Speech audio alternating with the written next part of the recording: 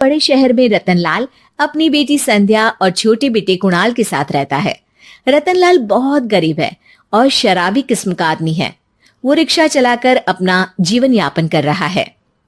रतनलाल एक अधेड़ उम्र के आदमी योगेश्वर को कभी कभी अपनी रिक्शा से मार्केट या मंदिर छोड़ता है और कभी कभी बाजार से उसका सामान भी ले आता है। एक दिन रतनलाल योगेश्वर से कहता है, साहब, आपके पास गाड़ी है, फिर भी आप कभी कभी रिक्शा से क्यों जाते हो? इन शहर की गलियों को आराम से देखना मुझे बहुत पसंद है। ठीक है साहब, मैं चलता हूं, कल फिर आऊंगा। अरे रतनलाल, रुको तो।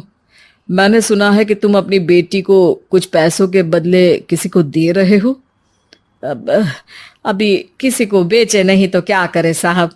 एक छोटा बेटा है, उसको पढ़ाना भी है, उसकी देखभाल भी करनी है, और अगर मैं बेटी को घर में रखूंगा तो उसकी शादी कैसे करूंगा साहब।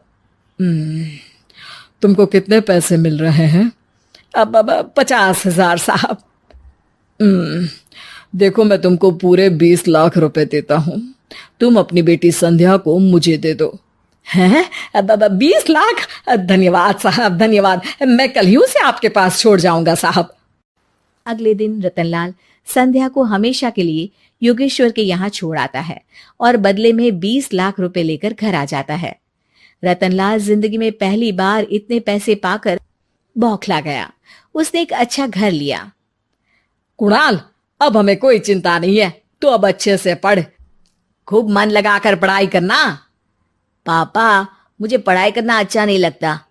अरे तूने अगर ज्यादा बकवास की ना तो बहुत मारूंगा। कल से तू अच्छे स्कूल में जाएगा तो जाएगा, हाँ बस। कुणाल का एडमिशन एक अच्छे स्कूल में हो जाता है, लेकिन आए दिन स्कूल से शिकायत आती ही रहती है। 10 साल बाद एक दिन प्रिंसिपल मैडम रतनलाल को स्कूल में बुलाती है। रतनलाल, आपका बेटा कुणाल बहुत आवारा हो गया है और ये बिल्कुल भी पढ़ाई नहीं करता है, बल्कि उसका दिमाग गलत कामों में जा रहा है। अब मैं उससे बात करूंगा मैडम। ठीक है, आज ये आखिरी मौका है। अगली बार तो मैं उसे स्कूल से ही बाहर निकाल दूंगी। रतनलाल घर आ जाता है और कुणाल से कहता है, कुणाल बेटा, मैं तुम्हारे ऊपर इतना पैसा लगा रहा हूं, फिर भी तुम स्कूल में सही से क्यों नहीं पढ़ते हो? आप तो रहने ही दीजिए, मैं सब जानता हूं कि ये पैसा कहां से आया है। और वैसे भी अब ये पैसा मेरा है। मेरा जो भी मन होगा मैं करूंगा। आज के बाद मैं कभी स्कूल नहीं जाने वाला। रतनलाल को अपनी बेटी की याद आती है और वो रोने लगता है। 5 साल बाद कुणाल एक दिन एक लड़की को शादी करके घर ले आता है। पिताजी, ये मेरी पत्नी है स्वीटी। तुमने शादी कर ली? हाँ, शादी कर ली मैंने, दिखाई नहीं दे रहा? और अब से आप फिर से कमाना शुरू कर दो। बहुत बैठ कर खा लिया। कुणाल, तुम इस बुड्ढे को घर में क्यों रख रहे हो? देखो ना, ये शराब पीता है। इसे घर से बाहर निकाल फेंको। अरे स्वीटी, ये मेरे पापा है, कैसे बाहर निकाल दूं? और वैसे भी घर में कोई तो चाहिए ना काम करने वाला। नौकर समझ कर रख लो। इस बुड्ढी को तो घर से बाहर निकाल कर ही रहूंगी मैं कब तक इसके लिए खाना बनाऊंगी? स्वीटी एक दिन घर के बाहर पार्क में अपनी दोस्तों के साथ बैठी होती है। तभी वो रतनलाल को बुलाती है। पिताजी, मेरे कमरे में मैं अपना फोन छोड़ आई हूं, जरा लाकर तो देना। हाँ जरूर, अभी लेकर आता हूं। रतनलाल फोन लेकर आ जाता है। कुछ समय बाद स्वीटी के फ्रेंड्स भी चले जाते हैं। स्वीटी अंदर आकर शोर मचाती है। चोर चोर! कहाँ है चोर? मुझे तो यहाँ कुछ नहीं दिख रहा। अरे ये अलमारी खुली पड़ी है, जरूर किसी चोर ने ही खोली होगी।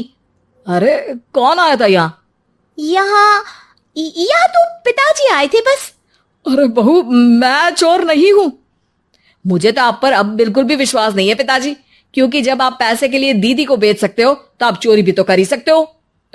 अरे लेकिन वो सब तो मैंने तेरे भले के लिए किया था ना।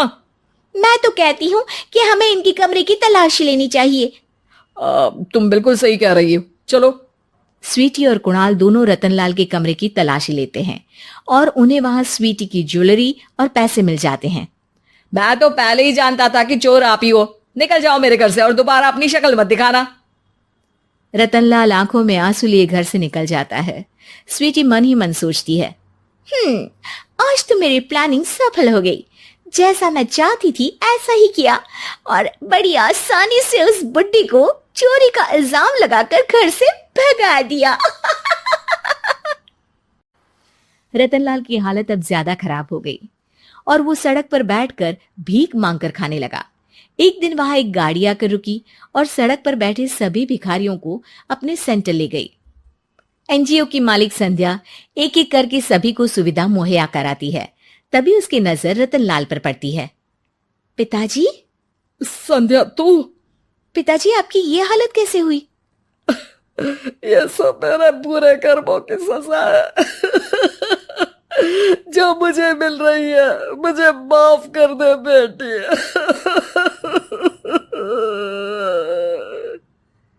पिताजी, मैं आप पर बिल्कुल भी गुस्सा नहीं हूं, क्योंकि आपने मुझे यहाँ भेजकर अच्छा ही किया। मेरी जिंदगी बदल गई। लेकिन ये सब हुआ कैसे बेटा? आप ये नए कपड़े पहनो, तब तक मैं योगेश्वर अंकल को बुला कर लाती हूँ।